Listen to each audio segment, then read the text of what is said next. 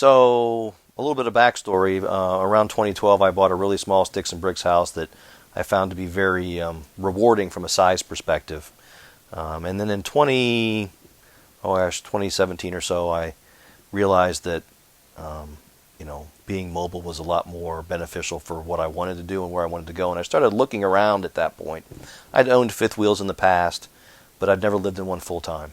And I, looked around and did a lot of research and really came across, this direct relationship, you guys building and selling them. And came up, did a factory tour, and it was amazing to see all the things that actually happen. The frames coming in and the wiring going on and then the real manufacturing stuff that was truly happening. So it was just a lot of research and looking at multiple vendors, manufacturers, to see who had what.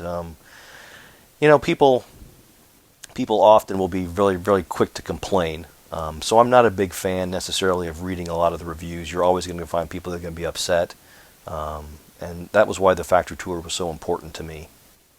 So prior to my tour, I had walked a couple other manufacturers' toy haulers. For me, a toy hauler was a must. I have a lot of tools for my job, and I was afraid that I would be in a situation that, the ladders and the toolboxes and whatnot, I just wouldn't be able to fit in a, what you would call a standard fifth wheel, if you will. So the toy hauler was really important. I walked a couple others. And in the back of my mind, the thing I kept saying is, yeah, that'll work. And the more I thought about that, I'm like, well, no, wait a minute. If you're going to live in this thing full time, it will work. Probably isn't the right mindset to be in. And when I came and did the factory tour here and was able to actually walk in and touch a cabinet, I'd touched other ones before, so this wasn't my first. But, the quality of the cabinet doors, the soft close drawers, one of the first things I did in the tour is I walked inside the rig and I jumped. Just jumped. Didn't budge. The six landing gears were down, the floor was rock solid. You can tell when you walk into a structure how it's built. And I'm not a small guy, so you got, 220 pounds jumping up and down on any part of this floor, and it doesn't budge, and there's other people in here walking around working, on the production line as they were doing these things. You couldn't tell a soul was moving around. On that day, I made my decision. I signed that contract. I picked out my options, picked out my colors, and I thought I was done. I wasn't, but I thought I was done. And in the course of my life, I've built 3 sticks and bricks houses to my specifications: the colors, the paint, the fixtures, the cabinets, the basic floor plan I was given, and then made a few tweaks. And this is very similar to that. And like all of those things, the more time you have and the more you see the design come together, the more changes you may want to make. And I had 1 or 2 of those, and the sales team was really helpful about giving me kind of deadlines for, hey, this is the stage in manufacturing that we're in. If you want to make this change, I need it by this date. And some of those things I did take a couple of small changes, make a couple small changes.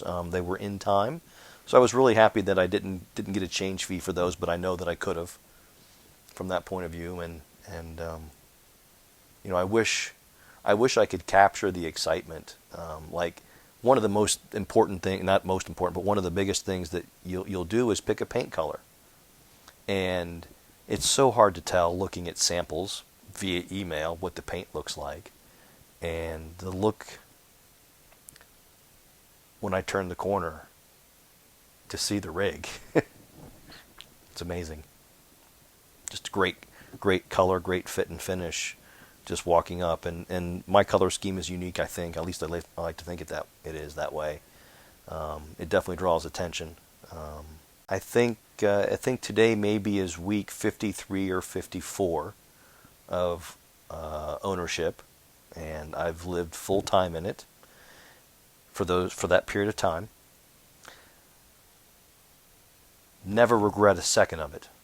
None of this decision is, gosh, I wish I would have never done this. Never crossed my mind. This is where I belong. This is my lifestyle and from a even size perspective. And particularly post-pandemic, my job is very mobile and always has been, but it's even more so now. And I was in the area and wanted the opportunity to come back and have the people that built it get their hands back on it. Let them see what's happened. Let them see how things held up. And you guys were kind enough to take me up on that and let me come back and do that. I've had a little bit of service done in the field, and I've never had trouble with that. If a part was needed, it took a little bit of time to get shipped, but that's expected. Particularly at this point in time with all RV manufacturing being delayed from a pandemic perspective, not unexpected in a small parts delay. I never had trouble finding a reputable company, a mobile tech in my case, because I do live here. Never had trouble getting a mobile tech to come out. I never had a bad experience with a mobile tech. But coming back here and letting these guys that built it, they know it. You guys know it cold. You put it together. And, my punch list was, 8 or 10 things. And it's little stuff like one of the LED lights was burned out. Not the whole light, just a couple of the LEDs inside the actual light puck. Little things like that. A couple of places in the tile where the slide had scratched the tile, and super simple to replace that kind of stuff. And having it done here where you've got the tile and the glue and the guy that does it for a living, nobody's going to do it any better than that. And it was just amazing to even be able to walk the factory again, to see 53 weeks later, what does it look like to me 53 weeks later? And it's a whole nother respect. When I walked through the first time, I was overwhelmed with, wow, that's a big frame. And I'm in a 48-foot toy hauler. That's just 5 feet short of a semi-trailer.